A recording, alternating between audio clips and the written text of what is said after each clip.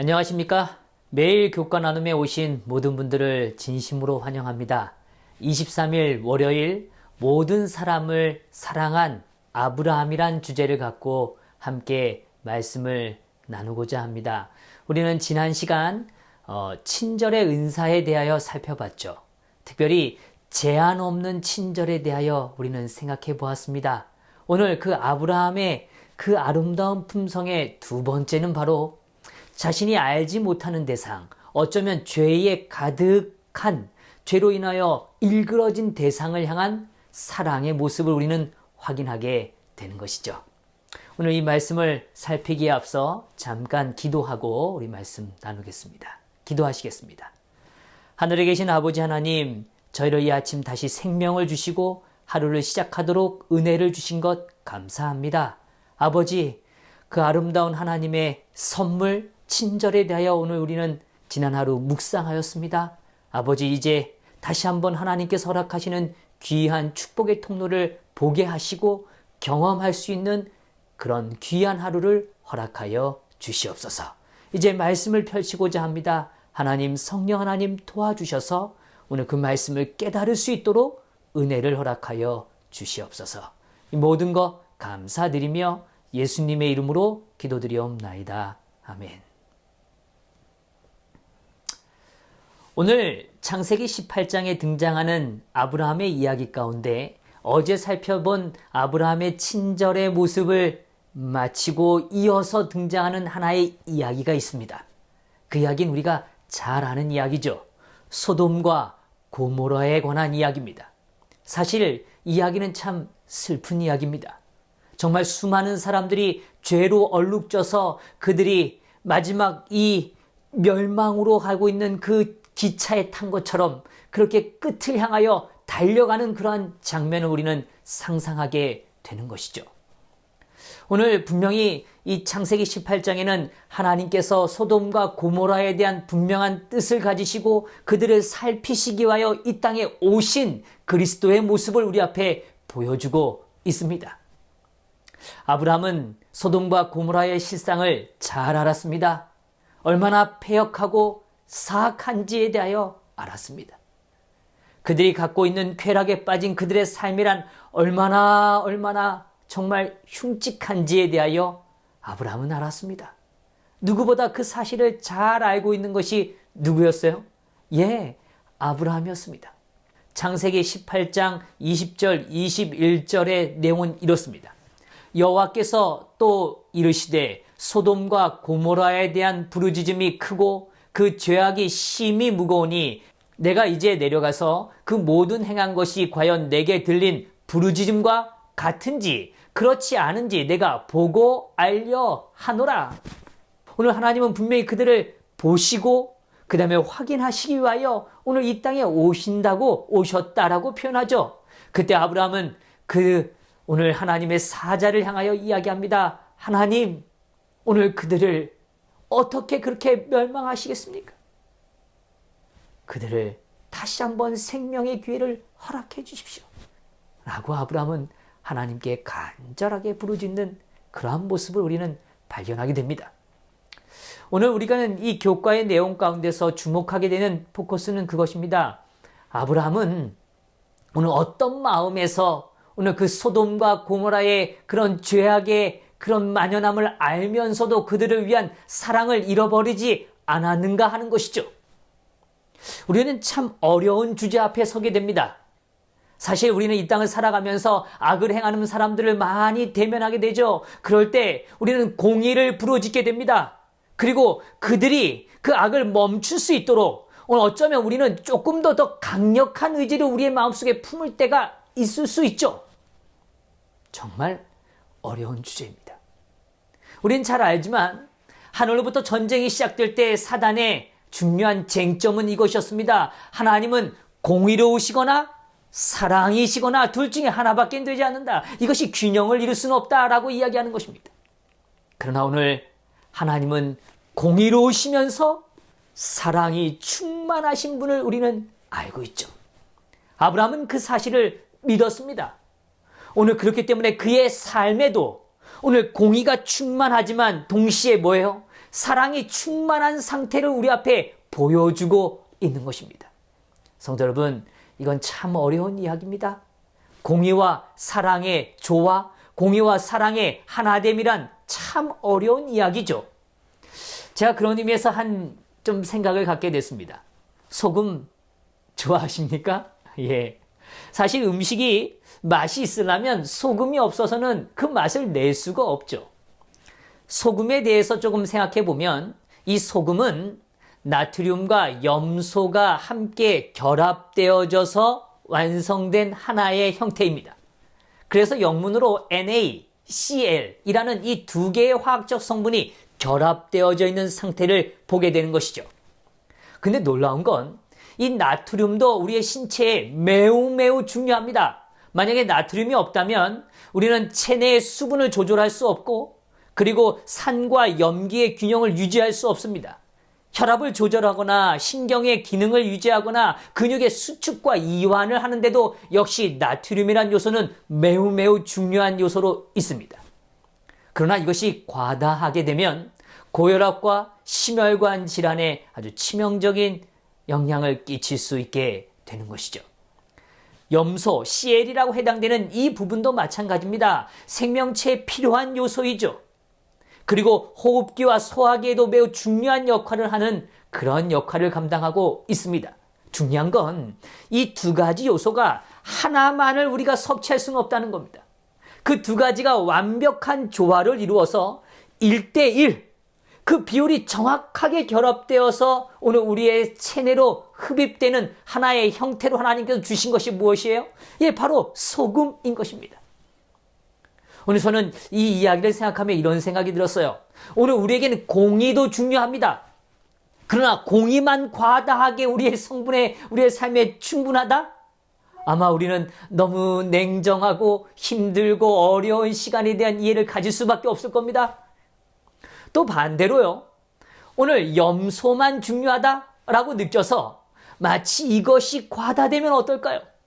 그것이 만약에 사랑이라고 우리가 조금 더 이해한다면 예를 들어보는 것입니다. 그 사랑이 충만할 수 있어요. 그러나 사랑만을 강조하고 사랑이 전부라고 한다면 어떨까요? 예, 역시 오늘 우리가 현대에 많이 느끼고 있는 이 값싼 은혜로 인하여 하나님에 대한 존재를, 그 하나님에 대한 경외를 잃어버릴 것입니다.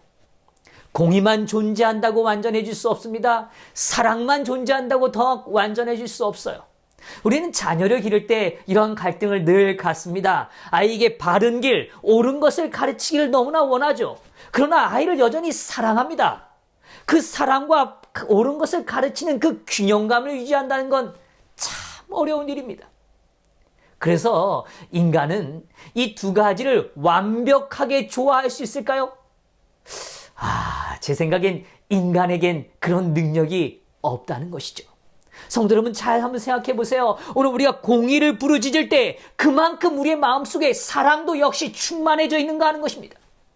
오늘 우리가 만약에 사랑의 필요를 가장 강력히 이야기하고 충만히 주장할 때 역시 공의의 요소 또한 그만큼 충족되고 있는가라는 것이죠.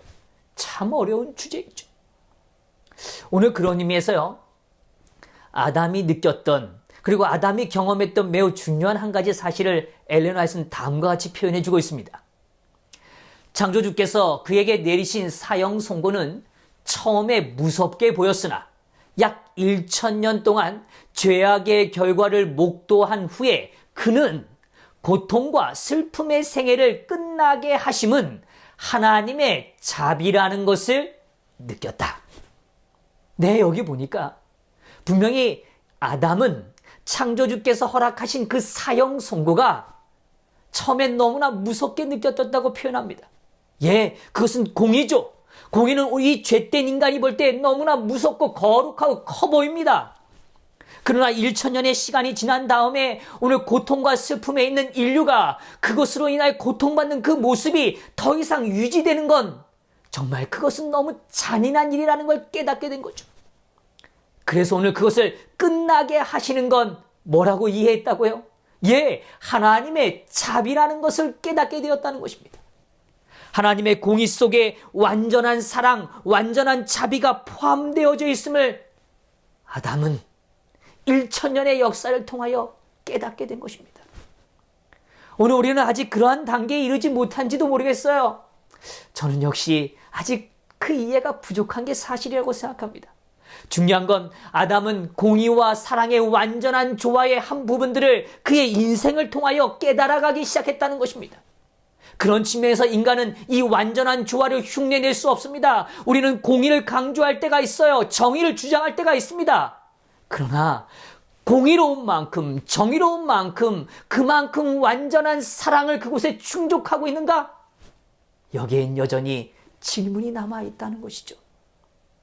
제가 왜 오늘 이 이야기를 드리는가? 성도 여러분, 오늘 우리는 악을 바라보면서 잘못됐다고 이야기할 수 있습니다. 악이 멈춰져야 된다고 생각할 수도 있어요. 그러나 오늘 이 땅에 오늘 우리가 가져야 되는 그 일에 대하여 우리가 더 마음에 품어야 되는 더 중요한 하나의 관점이 있다는 것입니다.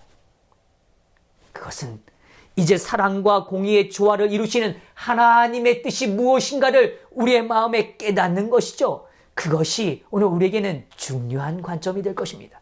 그런 의미에서 누가복음 19장 10절엔 이렇게 말하고 있습니다. 인자가 온 것은 잃어버린 자를 찾아 구원하려 함이니라. 네, 오늘 하나님의 선교, 하나님이 이 땅을 향하여 예수 그리스도를 보내시고 그 예수 그리스도 통하여 이루고자 했던 궁극적인 목적이 무엇입니까? 잃어버린 자를 찾아 구원하기를 원하셨다는 것입니다. 잃어버린 자라는 게 무엇입니까? 죄인입니다. 죄에 빠져있는, 쾌락을 쫓아가는 불쌍한 존재들이죠. 오늘 그들을 찾아내어서 구원하시는 게 예수 그리스도의 사명이었고 뜻이었다는 것입니다. 성도 여러분, 오늘 우리도 그 주제에 함께 따라가야 하지 않을까요? 예수님의 사명에 우리는 동참하기를 원하는 것 아닙니까? 오늘 우리가 이 땅을 살아가면서 여전히 사랑을 잃어버리지 않는 것, 그러면서도 하나님의 공의를 존중하는 것, 그러면서 오늘 궁극적으로 우리는 구원을 위하여 나아가야 한다는 것입니다. 그런 의미에서 오늘 교과는 매우 중요한 이야기를 해주고 있는 것입니다. 우리가 오늘 하나님의 선교에 동참한다는 것, 그거는 공의를 주장하는 것도 아니고 단순히 사랑만 강조하는 것도 아니고 오늘 우리가 그 공의와 사랑의 밸런스를 유지하시는 하나님에 대한 신뢰를 갖는 것입니다. 그 신뢰는 하나님께 향한 것이죠. 그리고 우리가 해야 할 일이란 오늘 죽어가는 영혼들에게 여전히 다시 한번 하나님께로 돌아올 수 있는 기회를 간구하는 것입니다. 하나님, 그들에게 또 한 번의 기회를 허락해 주십시오. 그들이 하나님을 깨달을 수 있는 기회를 허락해 주십시오.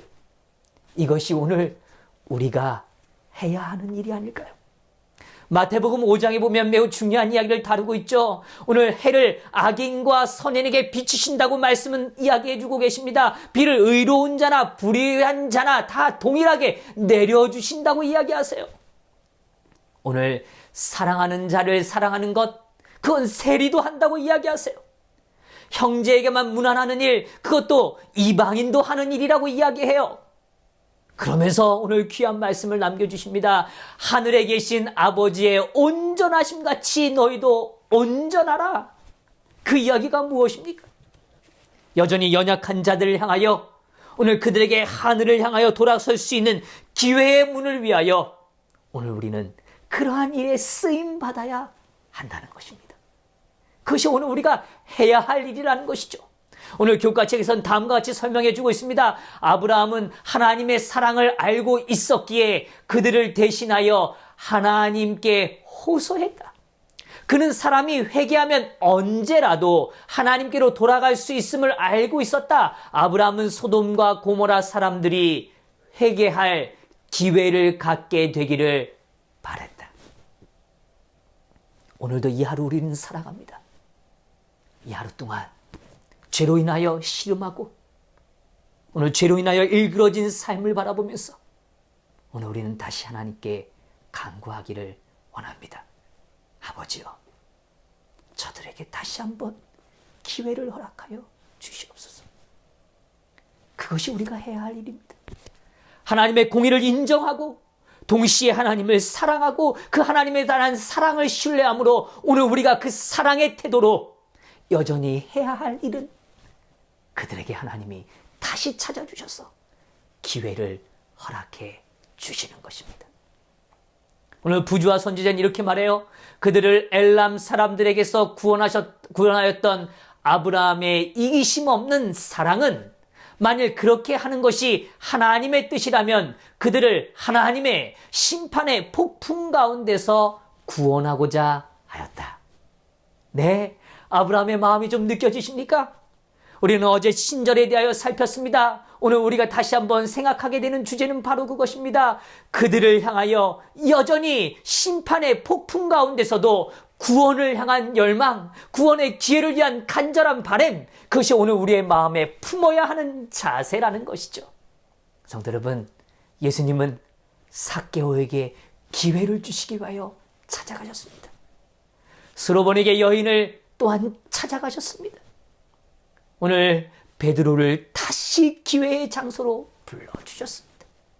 오늘 예수님은 그 당시에 많은 이들을 찾아가시면서 기회의 시간들을 허락해 주신 것입니다. 이것이 선교며 오늘 우리가 가져야 하는 삶의 태도요, 오늘 우리가 바라는 점이 되어야 한다는 것이죠. 오늘 우리의 삶이 하나님 안에서 정말 잃어버린 자들에게 다시 기회를 찾는 귀한 삶이 되기를 간절히 바라면서 말씀을 마치겠습니다. 기도하시겠습니다.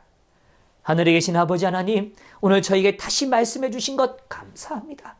주님의 마음을 닮아 오늘 우리가 잃어버린 자를 찾아가게 하여 주시고 그들을 향한 사랑의 마음을 잃지 않게 하시고 여전히 기회를 간구하는 귀한 삶이 되도록 축복하여 주시옵소서.